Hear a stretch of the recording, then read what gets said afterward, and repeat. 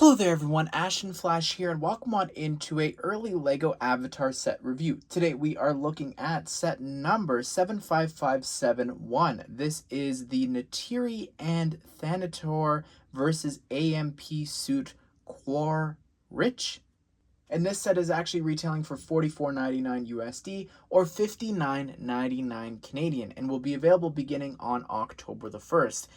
This set, I guess, maybe a bit of spoilers going into this, but this is a set from the final moments of the film, and they sort of changed things up to make it, I guess, a little more kid-friendly in a way. So let's go ahead and let's jump into things. Here is the Thanator, and it looks really cool. I love that it has 6 legs.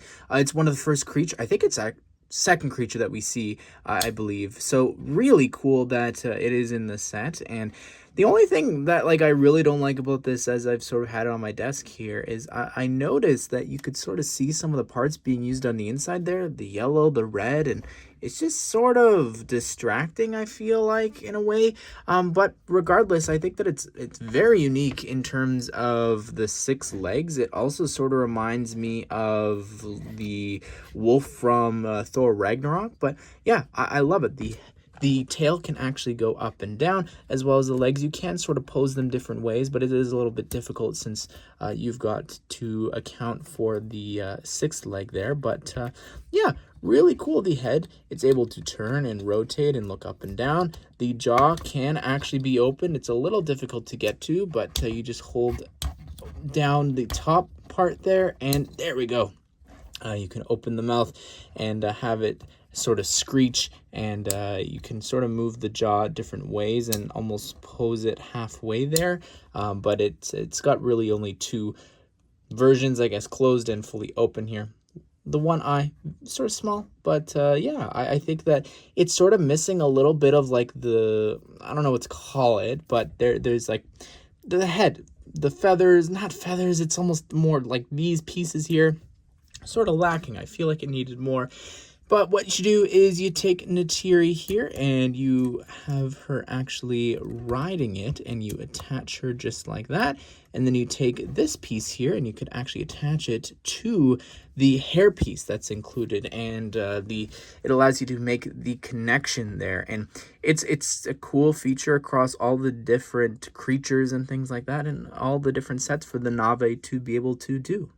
Here is the mech, and it's really cool. The fact, just the detail, first of all the parts being used here, the different, angles that they've created here, the feet, the ingots here in sand green, awesome. But even, these pieces here to make the side.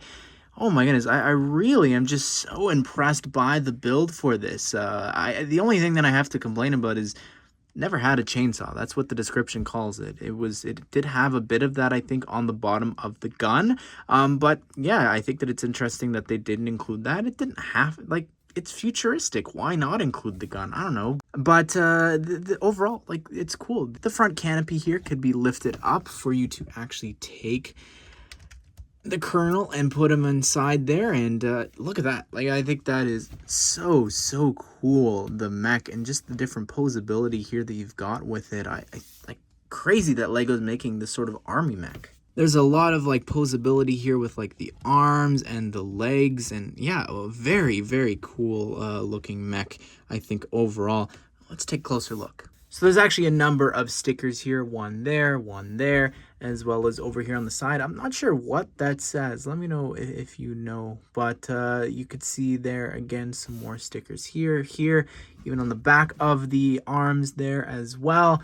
Very detailed. Now, also, when you lift up the front canopy, which in the film, it does actually get detached, I believe. So you could do that and completely remove it. But on the front there, the little heads-up display that he's got there to control the mech, it's got a sticker there as well. He's actually in here loosely. You could see there's no spot for him to actually attach with studs or anything like that. So I don't know how I feel about that, but I love the interior. It's even complete with some printed slopes there, even a little dial there down below on that 1x2 cheese slope. The hands are very interesting. You've got like this sort of machete that he pulls out. I don't know about the fingers, if that really works for the mech, but over here on this hand, you do have the chainsaw, which it's cool. It's like in this bright yellow, which is very fitting for like the rest of the sort of, I guess, machinery that you see in the film.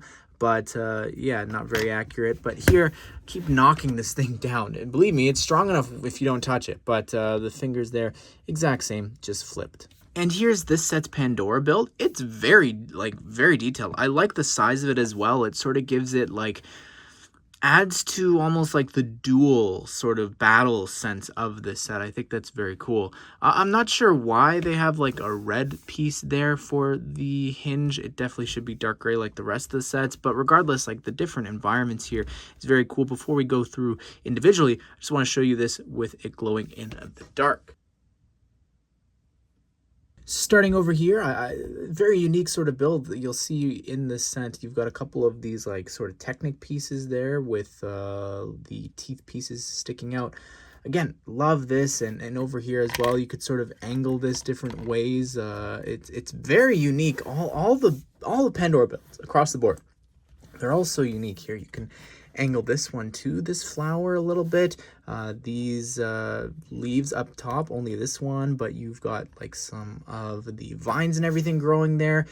These I believe are meant to represent the different seeds that are always floating around. But over here, this is a really cool and unique section with these giant bulbs.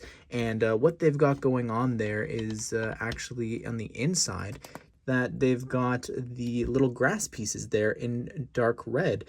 I love that they've just gone in and added a little bit like of detail there, having them there. You've got a little leaf piece upside down, which is done in a couple of the different sets, and spinning it around here on the back. Nothing too special going on here, but that is what it looks like. I don't think you might have been able to see that there from the front. I know this section's already quite long, but you are actually able to take some of the other Pandora build sections and attach it so that you can expand and make your own Pandora there. So on that end, you can attach it to the red piece.